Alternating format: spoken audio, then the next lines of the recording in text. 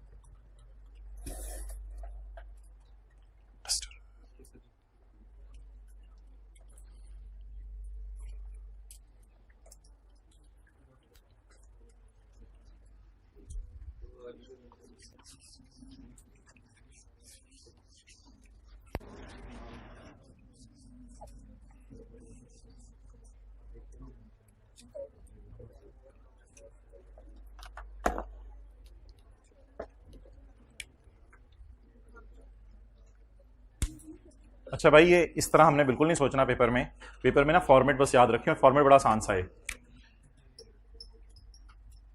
Date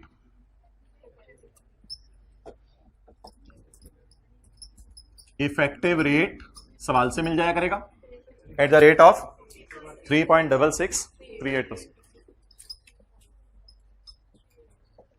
on balance. ये मेरा कमाया होगा जो मैं P&L में लेके जाऊंगा।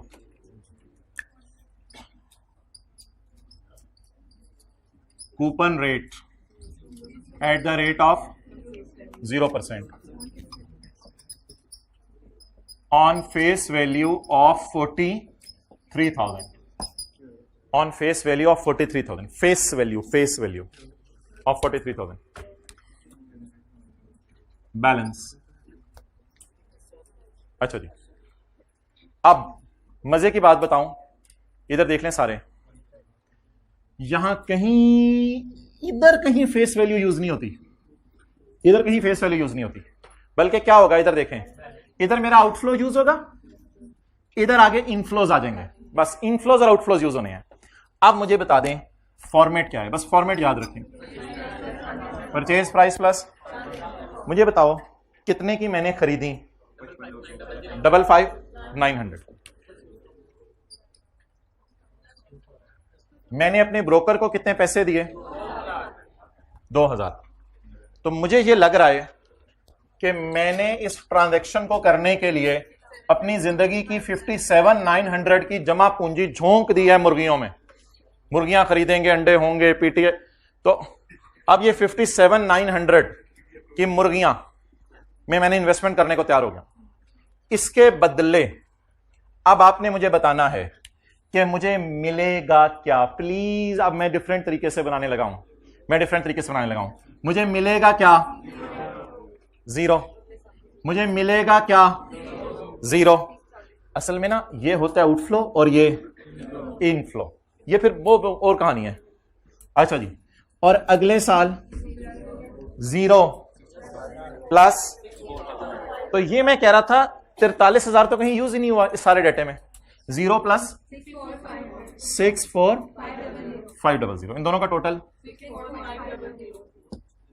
मुझे बताएं मैंने कितना झोंक के क्या मिला, क्या खोया, परचेज प्राइस जमा ट्रांजैक्शन कॉस्ट, क्या पाया, चपेड़ चपेड़ चपेड़, आखिर में थपकी, जबरदस्त। आखिर में शुक्र है 64,500 मिल गया। अब वो एक छोटा सा काम करना होता है, वो बैलेंस पे साथ साथ रेट लगाते हैं। 57,900 जरब 3.6638, 2121। अब कैलकुलेटर पकड़ के 57,900 प्लस 2121 -0 60021। अच्छा, ये एक बार याद रखिएगा, ये रिडेम्पशन वैल्यू ना हमें स्टार्ट में ही पता होती है, क्योंकि ये लोन है, ये कोई मुर्गी नहीं है कि बाजार में पता नहीं कितने की बिके। तो रिडेम्पशन वैल्यू एग्रीमेंट के स्टार्ट पे डिसाइड हो जाती है, सारा कुछ एग्रीमेंट के स्टार्ट पे डिसाइड हो जाता है, इसलिए मैं इन्वेस्टमेंट करने को तैयार होता हूं। आगे चलें जी, 6 थोड़ा सा नीचे हो ना, वो तो 60021 इंटू 3.6638 2199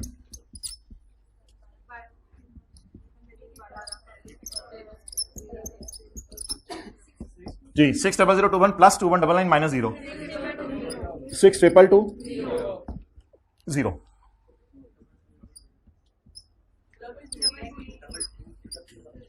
2280 6220 जमा 2280 minus 64500 is equal to 0। Okay, अब कोई क्लास के बाद ये ना आके कहे हमें 3 साल बाद मिले तो फिर P&L में हर साल क्यों डाला है? भाई यही तो मैचिंग और एक्रूवल कॉन्सेप्ट कहता है कि असल में इन्वेस्टमेंट शुरू में करने का मकसद ही ये था एंड पे ज्यादा कमाएं, तो उसको स्प्लिट करके सारे सालों में डाल दें। तो P&L तीनों साल हरा भरा नजर आएगा, P&L तीनों साल हरा भरा नजर आएगा। एंट्री बताएं, investment debit cash credit, please होंठ हिलाएं, investment debit cash credit, investment debit interest income credit. ये एंट्री इस सवाल में स्किप की जा सकती है, लेकिन मैं कर रहा हूं।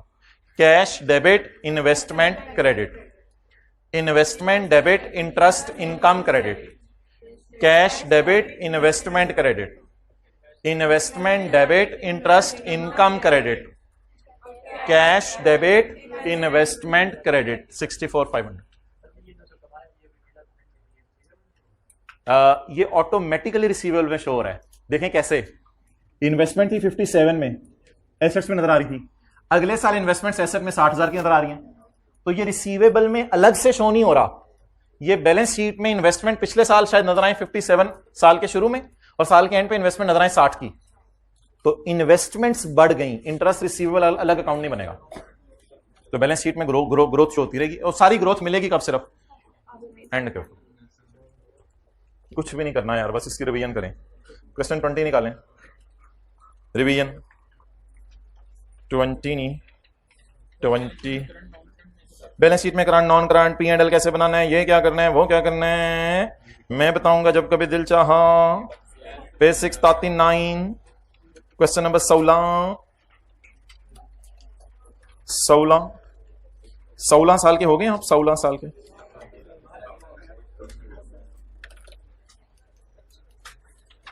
सवाल पढ़ें, सर पैर समझ आता है, आप थोड़े से बड़े हो गए हैं।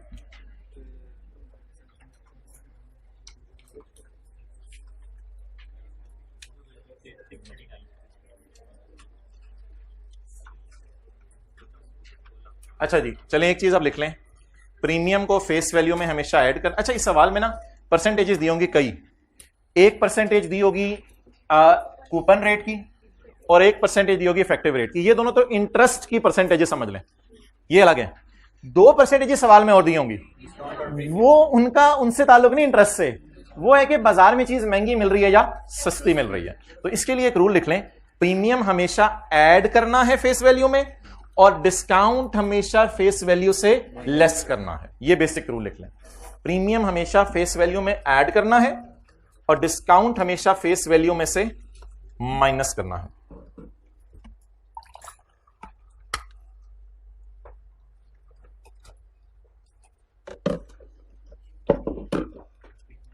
प्रीमियम हमेशा फेस वैल्यू में ऐड करना है, डिस्काउंट माइनस करना है फेस वैल्यू में। क्वेश्चन 16, फॉर्मेट तो आसान है ना, फॉर्मेट तो कोई मसला नहीं। ऑन जकम जनी 2001 8% debt instrument saving a face value of 10,000, ये ना कूपन रेट हुआ करेगा। ये जो डिवेंचर के ऊपर लिखा होता है ना, ये वो वाला रेट होता है। ऑन यकम जनवरी 8% debt instrument having face value of 10,000 was purchased at a premium of, बताएं मुझे 10,000 की चीज मैंने ली या 10,500 की। गाय के चमड़े पे क्या लिखा हुआ था? 10,000, ठीक है, गाय के चमड़े पे लिखा हुआ था 10,000, कायदे आज़म के जमाने की बात कर रहा हूं। और मैंने अगले से जब लेने की कोशिश की तो उसने कहा तुम्हें तो ये गाय बड़ी पसंद आई है तो तुम 10,500 की खरीदो, तो मैंने 10,500 की खरीद ली। हर साल दूध देगी 10,000 ज़रा 8% पे, क्योंकि कूपन रेट हमेशा किस पे लगाने हैं? फेस वैल्यू पे। ब्रोकर को मैंने पैसे दिए 500 रुपए, ये जो डेट इंस्ट्रूमेंट है गाय है विल बी रिडीम, इसके चमड़े पे लिखा होगा 10,000 और जब मैं बाजार लेके जाऊंगा 2001, 2002, 2003, 2004, 4 साल बाद, जब मैं 4 साल बाद बाजार लेके जाऊंगा तो ये 10,000 वाली चीज मैं दीवाना बार लेके फिरूंगा, लेकिन मुझे सिर्फ कितना देके जाएगी? 9500। मुझे लग रहा है मुझे 3 जगह नुकसान हुआ है। मुझे 3 जगह नुकसान हुआ है। एक, मैंने 10,000 वाली चीज 10,500 की फिगर समझ आ गया होगा कैसे निकाली है, 10,500 की खरीदी। दूसरा, लोग ब्रोकर को अरेंज नहीं करते थे, मुझे चीजों की समझ नहीं थी, मैं गाय को बकरी, बकरी को गाय समझ के पता नहीं क्या क्या दीवानगी कर रहा था, तो किसी ब्रोकर को मैंने फिर 500 रुपए दिए। दूसरी डज मुझे ये पड़ी कि ब्रोकर को 500 दिए, और जिस वक्त 4 साल इस्तेमाल करने के बाद मैं बाजार लेके गया तो गाय के चमड़े पे लिखा हुआ था 10,000 और घूम घूम के भी सिर्फ कितने की बिकी? 9500 की। और लकीली 500 की फिगर है तीनों जगह। 3 जगह मुझे 500 का क्या हुआ? नुकसान हुआ। लेकिन इन चक्रों में ना पड़े, मुझे 3 फिगर्स बताएं ताकि मैं सवाल शुरू करूं। एक फिगर मुझे ना बताएं, वो सवाल में अलग से दी होती है, उसके ऊपर ट्रांजैक्शन कॉस्ट लिख लिया करें, वो फिगर इधर अलग से लिखने की जरूरत नहीं है। मुझे 3 फिगर्स बताएं जहां से मैं सवाल शुरू करूं। फेस वैल्यू 10,000,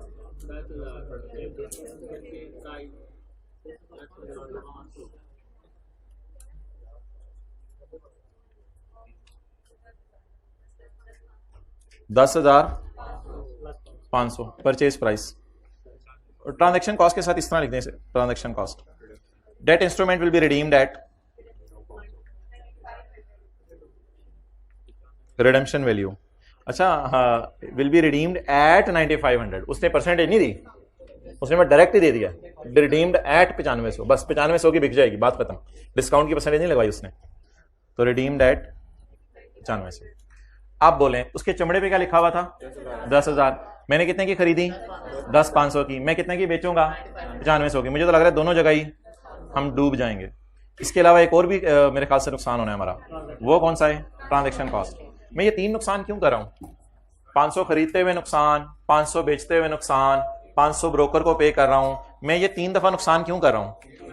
इसलिए कि मुझे 10,000 पर 8%, 10,000 पर 8%, 800, 800, 800, 800, 4 साल तक मुझे 800 आना है।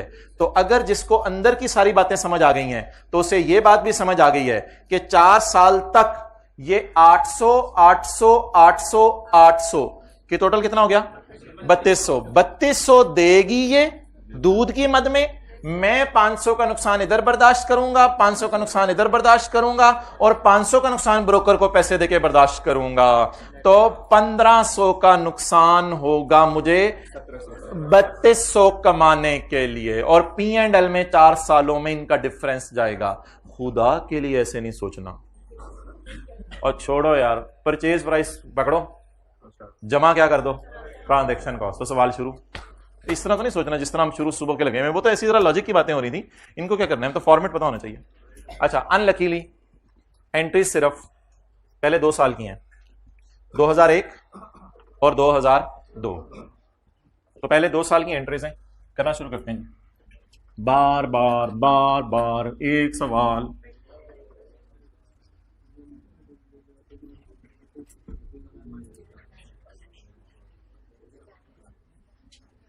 Come on, guy, catch it! Can you catch it? Can you catch it?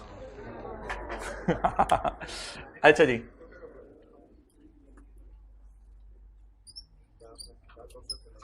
अच्छा आप 3 सफ़े कर लें। असल में ना 3 सफ़ों पे डिफरेंट 3 तरीकों से हमने जो है वो एडजस्टमेंट्स करनी है। तो पहला सफ़ा अभी आप करें जिसमें आप जो है वो शुरू में लाइनें छोड़ दें। आपने 1 2 3 4 5 एंट्रीज करनी है। 5 एंट्रीज की जगह छोड़ के वर्किंग 1 शुरू कर दें। 5 एंट्रीज की जगह छोड़ के वर्किंग 1 शुरू कर दें। कोई मसला नहीं, पहले वर्किंग कर लिया, क्या हुआ, घर जाके सेट हो जाएगा सब। डेट आगे बताएं जी। Effective rate at the rate of 4.065% on balance. वो अब ठीक है, अब मैं बड़ा हो गया हूं। Coupon rate at the rate of 8% on 10,000। Coupon rate किस पे लगाने? फेस वैल्यू पे। और इन द एंड बैलेंस। चलें स्टार्ट करें।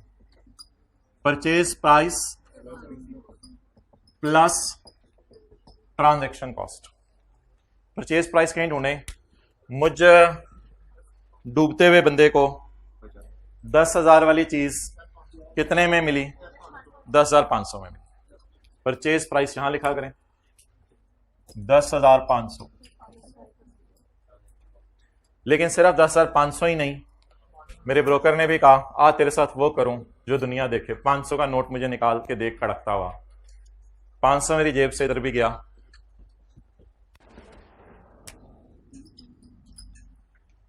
$10,500 जमा 500 जी 11,000 will be starting point of my question. 1 जनवरी 1।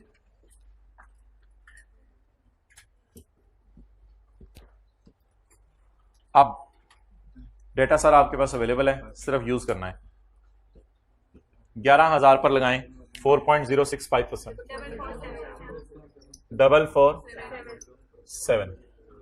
ये इंटरेस्ट बना, मिला 10,000 ज़रब 800। ये क्या चक्कर है, मिल ज्यादा रहा है बन कम रहा है? क्योंकि मुख्तलिफ जगहों पे नुकसान हुआ है ना मुझे। 10647 एंड तक नहीं लेके जाना, जज्बाती है कोई बंदा क्लास में अगर बैठा हुआ तो सिर्फ 2 साल की एंट्रीज मांगी है। 10647 पकड़ें जरा, 4.06 433 10,000 जरा 8%,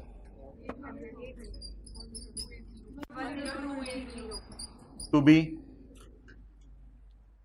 बी कंटिन्यूड। लेकिन हमने नहीं कंटिन्यू करना, सवाल की रिक्वायरमेंट बस इतनी है।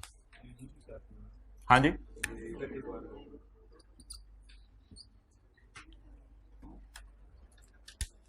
एंट्रियां करें। 2001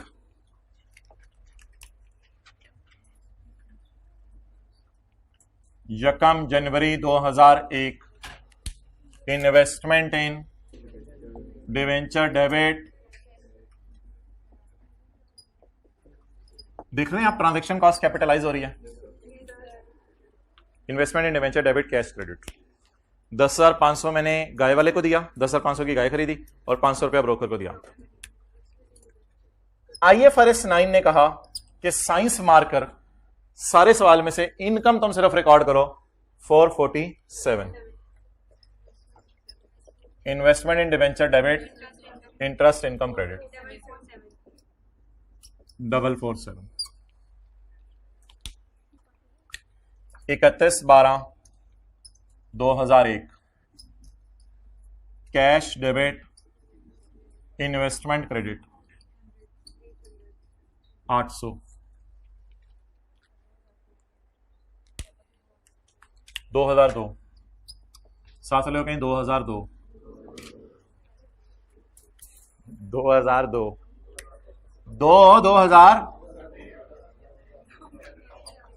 31 की स्लो प्रोसेसिंग है ना, उसको समझाया ना करें बात। 31/12/2002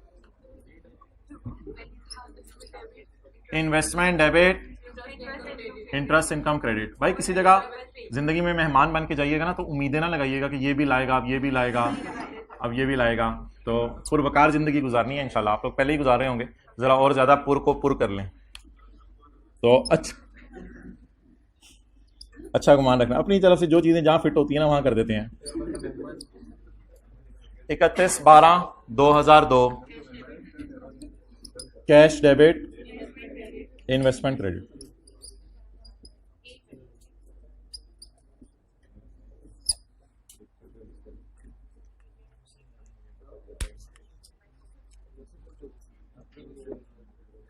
भाई आप दोनों ने ना कल से इन पे बैठना है, मैं काफ़ी देर से ऑब्जर्व कर रहा हूँ और मादरत। अच्छा चलें जी, अब हम पहली दफ़ा P&L भी बनाते हैं। तो P&L में पहले साल जाएगा 447, दानिश भाई 447, और दूसरे साल 433। तो ये आपने बना लिया, सफ़े के टॉप पे ये कर लिया। एंड पे ज़रा P&L बैलेंस शीट भी अपने समझने के लिए बना लें। P&L interest income, interest income जाएगी अदर इनकम में 2000 नहीं 1 और 2002 447 और 433। आई कैप अभी तक इस टॉपिक में करंट नॉन करंट के चक्कर में नहीं पड़ा, इसलिए मैं भी फिलहाल नहीं पढ़ा, वो एक लंबी स्टोरी है। बैलेंस शीट में इन्वेस्टमेंट इन डिबेंचर पढ़ जाएंगे कभी इस चक्कर में। Investment in debenture, balance sheet में इन्वेस्टमेंट इन डिबेंचर। पहले साल हमारे साल की पेमेंट के नीचे लाइन लगा दें, करंट नॉन करंट में अलग अलग नहीं करना। हमारे साल 10647 किस दिन का बैलेंस है? 31/12/1 और 31/12/2 का 10280। 10647 10280। हिप हिप हुर्रे, यानी पीएनएल भी बन गया अल्हम्दुलिल्लाह और बैलेंस शीट भी बन गई। पीएनएल भी बन गया, बैलेंस शीट भी बन गई। अपने आप से सवाल पूछें, कल खाना खाने से पहले कितनी दफा बिस्मिल्लाह पढ़ी? एक भाई कह रहे हैं 1 दफा, पूरे दिन में उन्होंने 1 दफा खाना खाया। घर में राइट पांव से कौन एंटर हुआ था? 1, 1.5, पौने 2, 3, 3.5। हॉस्टल में अच्छा जी।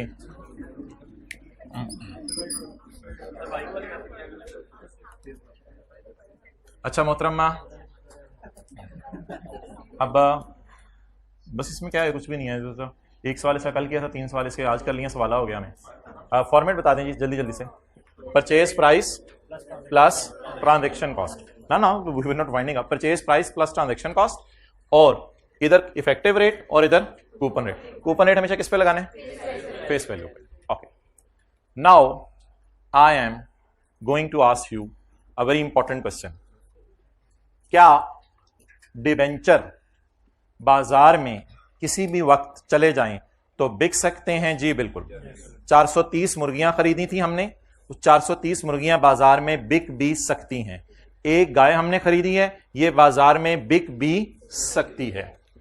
इसको मैं कहूंगा कॉस्ट मॉडल। इसको मैं कहूंगा, शेयर्स में कॉस्ट मॉडल नहीं था, शेयर्स में सिर्फ फेयर वैल्यू मॉडल है।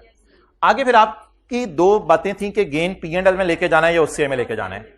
IFRS 9 शेयर्स के मामले में कॉस्ट मॉडल को नापसंद करता है, कि कहते हैं शेयर्स में कॉस्ट मॉडल तो मुझे समझ नहीं आता। There is no concept of cost model in investment in shares. There are only 2 models, fair value through P and L और फेयर वैल्यू थ्रू ओसीआई।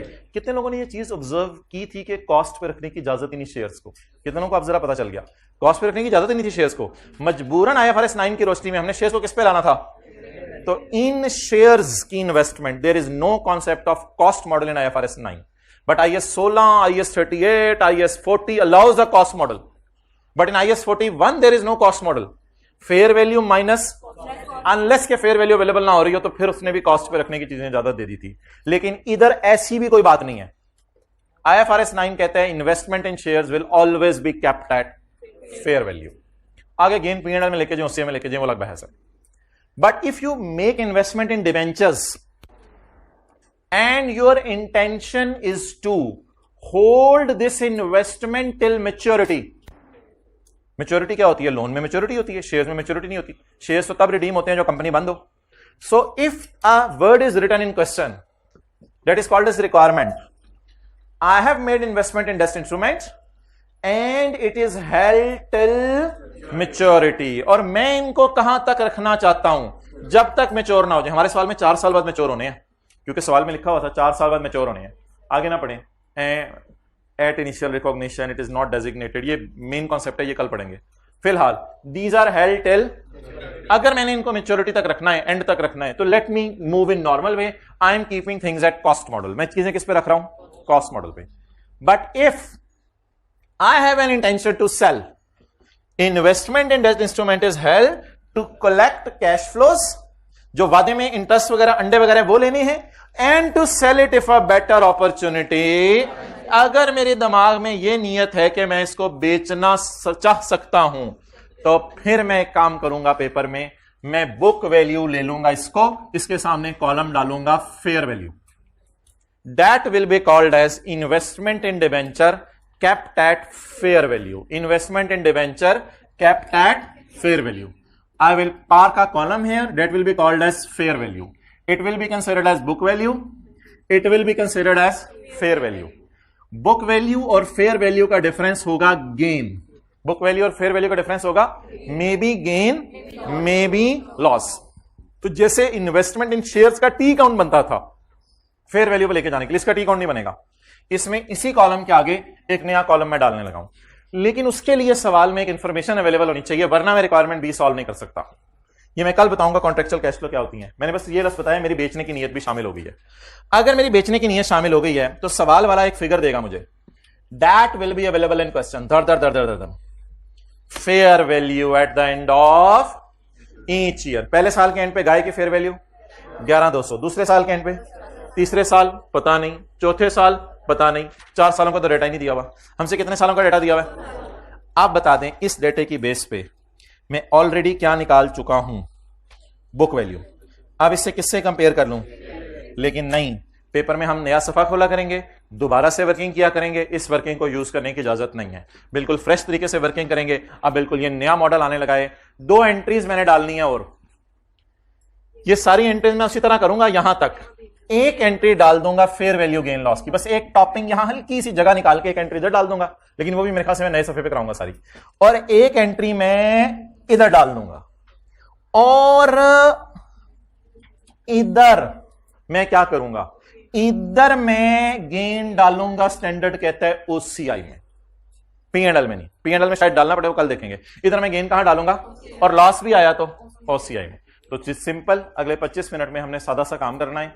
हमने सिर्फ बुक वैल्यू के आगे कौन सा कॉलम डाल देना है, फेयर वैल्यू का, लेकिन कॉलम आगे 3 आने हैं। वजह आप मुझे खुद ही बताएंगे, मैं दोबारा से फ्रेश तरीके से वर्किंग करने लगा हूं। अब आप मुझे बता दें कि मैं कौन सा सवाल सॉल्व करने लगा हूं, रिक्वायरमेंट ए या रिक्वायरमेंट बी। अब आप अगले सफे पर 1 2 3 4 5 6 7 एंट्रीज की जगह छोड़कर आप जो है वर्किंग 2 खोल लें। इसी तरीके से फ्रेश सी वर्किंग 2, इधर 3 कॉलम डालेंगे और सबने वर्किंग खोलनी है। डेट नहीं, पुरानी वाली वर्किंग तो हम कर लेंगे ना, पुरानी वाली वर्किंग मैं ऊपर से कॉपी पेस्ट भी कर लूंगा, वो मेरी मर्जी है, जैसे मेरा मूड हुआ। यार एक ही बार ना बनाना, अलग अलग बना देना। वैसे बना सकते हो, इसका इतना बड़ा मसला नहीं है, वैसे बना सकते हो, शुरू के देना ना, तो भी शॉर्टकट्स की तरफ ना जाओ। बट ये डेटा हमें सिर्फ क्या देगा, बोले फेयर वैल्यूज, ये सॉरी बुक वैल्यूज, ये डेटा बुक वैल्यूज है, और चलना वहीं से है, चलने में कोई नई साइंस नहीं। स्टार्ट बताएं कहां से करूं, लेकिन यहां परचेज प्राइस पर ट्रांजैक्शन कॉस्ट लिखिएगा, क्योंकि यहां हमने 3 कॉलम डालने हैं, तो यहां 3 कॉलम्स की जगह छोड़नी है, मैंने बताया। चलें जी, परचेज प्राइस जमा ट्रांजैक्शन कॉस्ट। अच्छा ऐसे ना देखें, जब ऐसे देखना होगा ना मैं खुद बता दूंगा, तो थोड़े से ठंडे हो जाने। परचेज प्राइस उठाएं, उनको अभी से देखने लगे थे, एकदम आ जानी है वो चीज, मैं बताऊंगा आ गई है। परचेज प्राइस बताएं जी, 10,500, बिल्कुल रिलैक्स, ठंडी हो जाए बॉडी जैसे जाने। अच्छा 10,500 जमा ट्रांजैक्शन को। आज चलें यार, कफन खरीदते हैं अपना, जरा थोड़ा ज्यादा हो जाएगा जी। 10,500 जमा, कौन से ब्रांड का, नहीं मैं ब्रांड का तो नहीं कह रहा मैं, 10,500 जमा 500, 11,000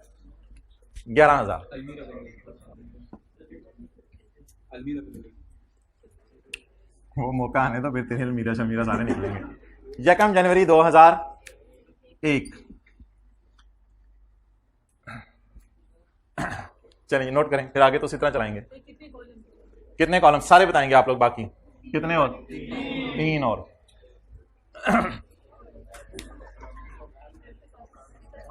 साथ वाले को कभी आप कहते हैं यही तुझको धुन है, रहूं सबसे आला, हो जीनत निराली, हो फैशन निराला, जिया करता है क्या यूं ही मरने वाला, तुझे हुस्ने जाहिर ने धोखे में डाला, कभी कहते हैं उसको? कह दिया करें हर घंटे बाद। अच्छा जी, पकड़ें ये 11,000 के ऊपर लगाएं 4.06, 10,000 पे 8%। शुक्रिया भाई, आप दोनों ने बोलना बंद कर दिया, तो नीचे भी अब जी 10647। तो बुक वैल्यू वाली साइड ना पहले कंप्लीट कर लेनी है, साथ साथ नहीं चलानी चीजें। 31/12/2002 ऊपर देख रहे हैं, कैलकुलेटर पे निकाल रहे हैं, ऊपर देख रहे हैं। I really appreciate you people, speak truth. 10280 आप बताएं मैंने इन्वेस्टमेंट्स को फेयर वैल्यू पे रखना है या fair value minus cost to sell पे रखना है? Fair value, fair value. 31/12 एक की फेयर वैल्यू, 31/12 2 की फेयर वैल्यू। नोट कर लो यहां तक। 3 कॉलम कितने जगह छोड़ दिए? हाँ ठीक है। 8% डेट इंस्ट्रूमेंट का मतलब है, शुक्र है तूने पूछ लिया है, शुक्र है तूने अभी पूछ लिया है। असल में डेट इंस्ट्रूमेंट के ऊपर ना जो रेट लिखा होता है उसे फेस वैल्यू पे ऊपर कूपन रेट कहते हैं। तो इसका मतलब है आपको जो इंटरेस्ट मिलना है ना वो 10,000 पे 8% मिलना है। ये जो कभी कभी लिखा होगा ना डेट इंस्ट्रूमेंट एट 8%, ये कूपन रेट हमेशा हुआ करेगा। अच्छा, बाजार में डिवेंचर कितने के हो गए हैं? 11,200 के। अगले साल 10,400 के। आप लोगों ने ना बारी बारी चलना है। फेयर वैल्यू, पहली तो बात ध्यान रखिएगा कि पहली लाइन में फेयर वैल्यू नहीं आया करेगी क्योंकि वो तो खरीदने का दिन है ना। तो पहली ये बात ध्यान रखिएगा, पहली लाइन की फेयर वैल्यू नहीं हुआ करेगी, फेयर वैल्यू हुआ करेगी दूसरी लाइन की। जी फेयर वैल्यू बताए कोई? 11,200। जी आप जरा कंपैरिजन करें, मैं इधर खड़ा हो जाता हूं, आप कंपैरिजन करें। What is book value? 10। What is fair value? 11। What is gain?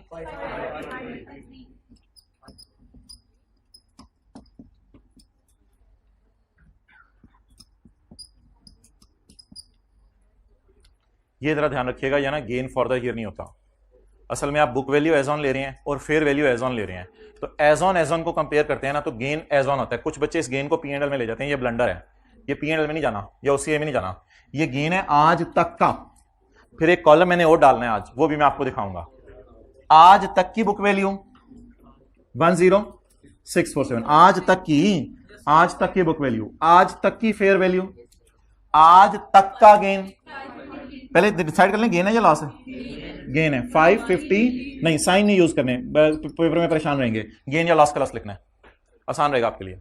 553 का gain. What is the gain as on? पुराना कोई गेन है नहीं तो it is also for the year. पुराना कोई गेन है नहीं तो it is also for the year. Gain for the year, gain for the year या loss for the year. Gain भी हो सकता है, लॉस भी हो सकता है। ये अनरियलाइज्ड है, रियलाइज्ड है। वो स्टैंडर्ड अगर कहेगा OCA में डालें, OCA में डाल दें। स्टैंडर्ड अगर कहेगा P&L में डाल दें, P&L में डाल दें। रियलाइज अनरियलाइज के चक्कर में नहीं पड़ेंगे। वो तो रियलाइज अनरियलाइज के लफ्ज़ आप शायद ध्यान से निकाल ही दें। IAS 41 में भी सारे गेन अनरियलाइज होते थे, लेकिन आप फिर भी एसेट्स को फेयर वैल्यू पे ले जाते थे। तो रियलाइज अनरियलाइज के चक्कर में ना पड़े। हाँ वो बात आपकी ठीक है, अभी तक रियलाइज ऑब्वियसली नहीं हुआ क्योंकि बिकी नहीं डिवेंचर। जी what is book value as on? What is fair value as on? What is gain as on? What is कोई पुराना gain? No. What is gain for the year? Journal entry ना सिर्फ इसी की करनी है आपने, जर्नल एंट्री, ये जो फॉर द ईयर वाले की। बाकी 2 कॉलम बरकत के लिए डालें, आगे मजा आएगा। फेयर वैल्यू देखें क्या है। फेयर वैल्यू 10,400 किस दिन? 31/12/2002। जरा ढूंढे बुक वैल्यू, ये एज ऑन है ना, ये एज ऑन, ये बुक वैल्यू एज ऑन है। एज ऑन फेयर वैल्यू को बताएं। एज ऑन फेयर वैल्यू 10,400 जी। और सिंपल है, कैलकुलेटर पकड़े मत, दोनों का डिफरेंस लें। 10,280 वाली चीज माशाल्लाह मार्केट में 10,400 की हो गई है, तो देयर इज अ गेन। 1 एक में 1 by 1 है।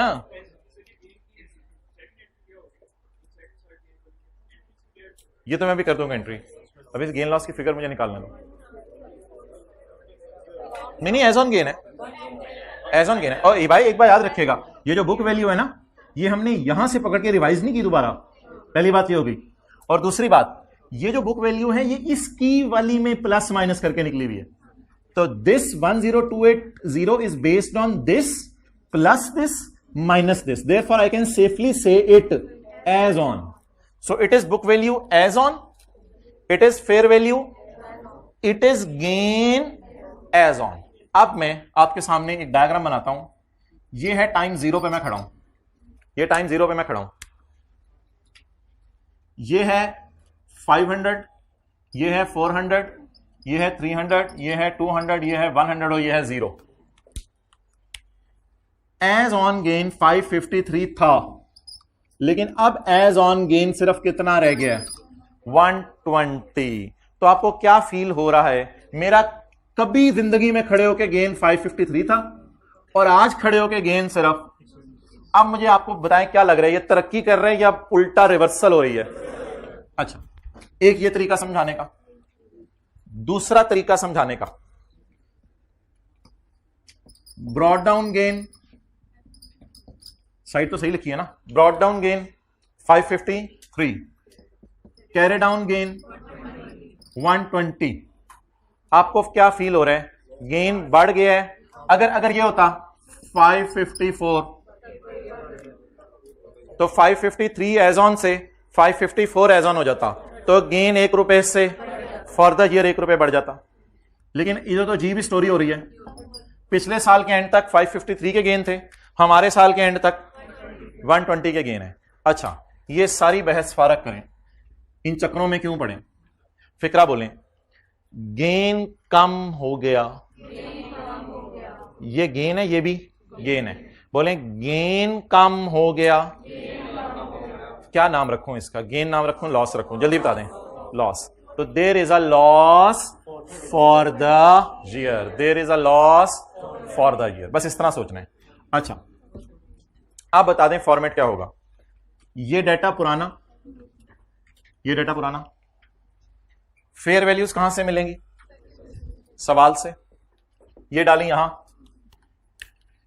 ए बी, ए और बी का डिफरेंस, ए वर्सेस बी, तो ये गेन आ गया। This gain will be called as gain as on. बस एक चीज निकालनी है, गेन फॉर द ईयर। अच्छा, इधर पढ़ें, आज तक का गेन, कोई पुराना गेन, तो फिर इस साल का गेन, आज तक का गेन, पिछले साल तक का गेन, गेन कम हो गया, लफ्ज क्या बोलूं? लॉस। बताएं गेन कितना कम हुआ? 433 का क्या आ गया? लॉस आ गया फॉर द ईयर। तो इंशाल्लाह कल अब हमने इसकी प्रैक्टिस करनी है।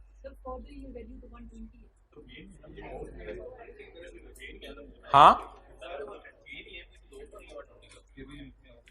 पिछले साल तक कितना गेन था, इस साल गेन कितना रह गया, तो मुझे और गेन आया है या फिर मेरा गेन खत्म होने की तरफ जा रहा है?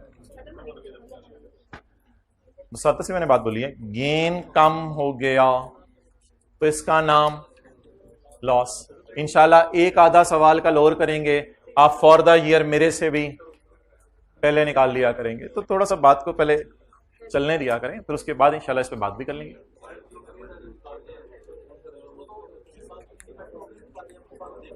नहीं, इंडिपेंडेंटली निकालते हैं, लेकिन बुक वैल्यू पिछले साल को देख के निकल रही होती है। चलें जी। हाँ भाईजान, मैं प्रैक्टिस कराऊंगा आपको, आप कल तैयार होकर आइएगा। मैं यहां गेन रखूंगा, यहां लॉस रखूंगा, फिर मैं आपसे पूछूंगा आप बताओ क्या आया, फिर मैं यहां लॉस रखूंगा, यहां लॉस रखूंगा, फिर मैं आपसे पूछूंगा क्या आया। तो बात को सदा रखें बस। तो बताएं जी, आज तक का गेन, इस साल का गेन 553। चिन्मिन बंद, चिन्मिन बंद मीन्स बिल्कुल बंद हो जाया करे। आज तक का गेन, पिछले साल तक का गेन, गेन लॉस में तो नहीं बदल गया, नहीं, लेकिन कम तो हो गया गेन। कितना गेन कम हुआ? 430। इसका मतलब है मुझे कोई लॉस आया जिसकी वजह से क्या हो गया, मेरे गेन कम हो गए। तो खुशी थी सुबह सुबह 553, अगले साल की रात को खुशी रह गई है 120। तो मेरे ख्याल से जिंदगी में क्या यार, सरप्लस में नहीं होता था, सरप्लस होता था 553, रह जाता था 120, तो आप कहते थे लॉस आया। तो इसलिए लॉस सरप्लस को खा लेता है ना। आप अब खड़े करना पड़ेगा मुझे, खड़े हो जाए। अभी कुछ स्टूडेंट्स को 1-2 दिन खड़ा करना पड़ेगा, खड़े हो जाए जल्दी। अच्छा, तो आप बता दें लॉस कितना आया? 433। बैठ जाए। अब एंट्रीज बता दें कौन कौन सी करनी है। आप लोगों ने सब ने इधर देखना है। एंट्रीज मैं सिंपल तरीके से बताऊंगा, एंट्रीज इनकी तो नहीं करनी क्योंकि ये सारी कौन सी चीजें हैं, एज ऑन टाइप। अब मैं एंट्रीज बताता हूं, खामोशी से सुनिएगा, फिर व्हाइट बोर्ड पर लिखते हैं। ये 11,000 की तो करनी होती है ना। Investment debit, cash credit, investment debit, interest income credit, cash debit, investment credit, investment debit, ये गेन ना ओसीआई में लेके जाना है। सर क्यों, बता देंगे कल, वो ओसीआई में लेके जाने की एंट्री बता दें। Investment debit fair value reserve in OCI credit, पुरानी एंट्री। कवा चला हंस की चाल, अपनी तो ना भूले, अपनी चाल तो ना भूले। Investment debit interest income credit, यानी मैं यहां आया कुछ लोग, अब इसकी क्या एंट्री होगी Rashid? Cash debit investment credit, fair value reserve in OCI debit और इन्वेस्टमेंट क्रेडिट। क्योंकि ये किसकी एंट्री बनेगी, गेन की या लॉस की? लॉस की। चलें जी करें। पहला साल कौन सा है? 31/12/1। और दूसरा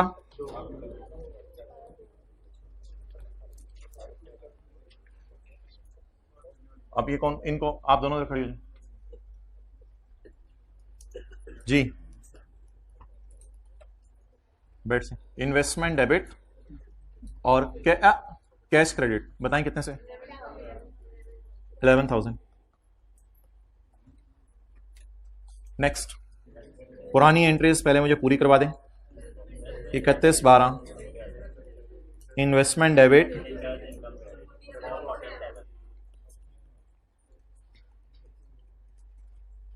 इकतीस 12/1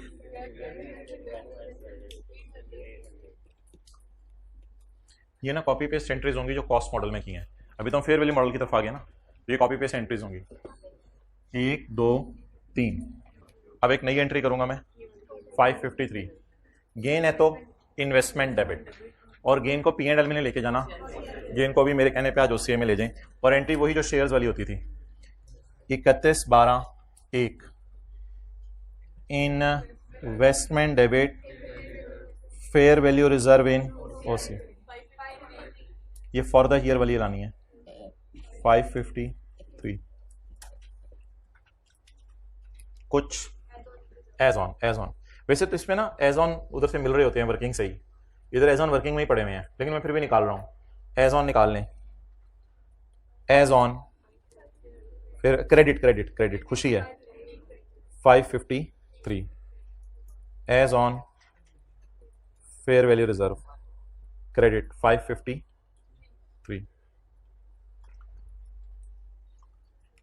अगले साल इन्वेस्टमेंट नहीं होंगी, इन्वेस्टमेंट डेबिट नहीं, अब ठीक है, मैं देख लेता हूं। 433 और फिर 800। तो कॉस्ट मॉडल वाली एंट्रीज में रिपीट कर रहा हूं इसमें। इन्वेस्टमेंट डेबिट, लेकिन मेरा इरादा है कि अगर मुझे अच्छी प्राइस निकली तो मैं इसको बेच भी दूंगा, इसलिए शायद मैं इसकी फेयर वैल्यू भी बाजार में वक्तन फवक्तन पता चलवाता रहता हूं।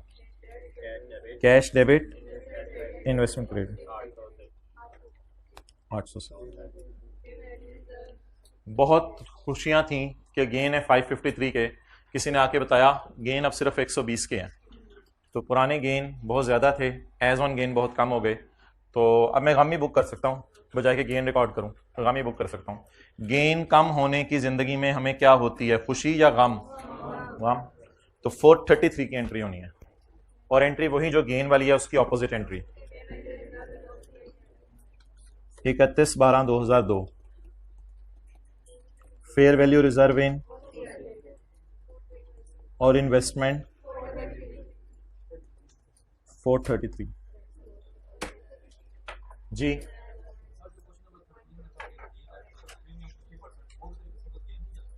नहीं, वो तो उस बंदे से मुआहदा किया हुआ, वो बाजार से नहीं मिलता। अच्छा जी, नेक्स्ट, एक्सलेंट। बीडी बताएं। क्रेडिट 553 वर्सेस नहीं, आज जरा मैं ज्यादा बेहतर कर रहा हूं। फॉर द ईयर इस तरह कर लो ना, वर्सेस की बजाय गुजारने से इस तरह भी तो कर सकते हो। पुराना जी, अब क्या बचा? 120।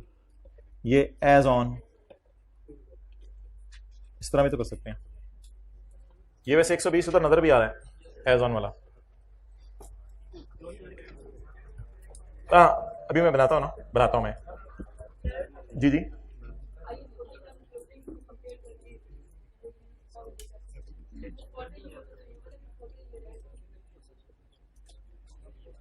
IS 40 वो मैं देख लेता हूँ आपका सवाल। इन्वेस्टमेंट प्रॉपर्टी में असल में को कॉस्ट में इंटरेस्ट वगैरह नहीं शामिल होते थे, वो डायरेक्ट बस फेयर वैल्यू होती थी, ओपनिंग भी क्लोजिंग भी।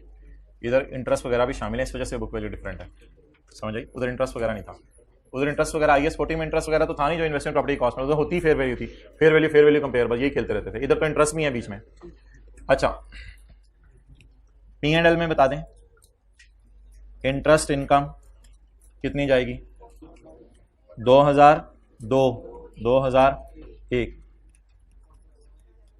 जी बोले 4, ये P&L में चली जाएगी। और OCI में change in fair value reserve, जी बताएं। और for the year 433, balance sheet कल बना लेंगे। ये नया कॉलम क्या आ गया P&L में? P&L में नहीं, चले SOCI में नया कॉलम क्या आ गया? फेयर वैल्यू, क्योंकि हम अब इंटरेस्टेड हैं, अगर अच्छी प्राइस निकली तो इसको बेच भी देंगे। पहले हमारा ऐसा इरादा पिछले सवाल में नहीं था। अब मैं आपको इस मॉडल के सवाल नहीं दे रहा, फेयर वैल्यू वाले के, लेकिन मेरा पूरा हक बनता है कि मैं आपको कौन से वाले मॉडल के सवाल दे दूं जो सुबह से हम सवाल कर रहे हैं। 3 दफा हमने सवाल किए हैं कॉस्ट मॉडल वाले, और उसके जितने भी सवाल है ना आज ही हम करके आ जाएंगे, ताकि उस मॉडल को हमेशा के लिए फारग कर दें। होमवर्क में क्वेश्चन नंबर 14 और क्वेश्चन नंबर 15, इन दोनों के दरमियान में जो क्वेश्चन है, कितने मिनट लगेंगे? 10 मिनट। क्वेश्चन नंबर 14 और क्वेश्चन नंबर 15, पेज 637, क्वेश्चन 14 और क्वेश्चन 15, पेज 637।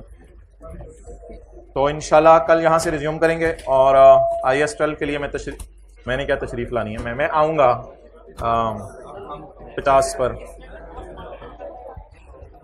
ये स्टैंडर्ड कौन सा मॉडल कहाँ कहाँ फॉलो करता है, आते रहो इंशाल्लाह। कितनी बातें होंगी कि आप थक जाओगे सुन के। MCQs होंगे IAS 12 के। ये स्टैंडर्ड मार्क्स देने वाला स्टैंडर्ड होता है पेपर में, मुफ्त के नंबर होते हैं ये। इस अटेम्प्ट में तो आसान सा सवाल आया था, इसका मार्क्स देने वाला नंबर होता है।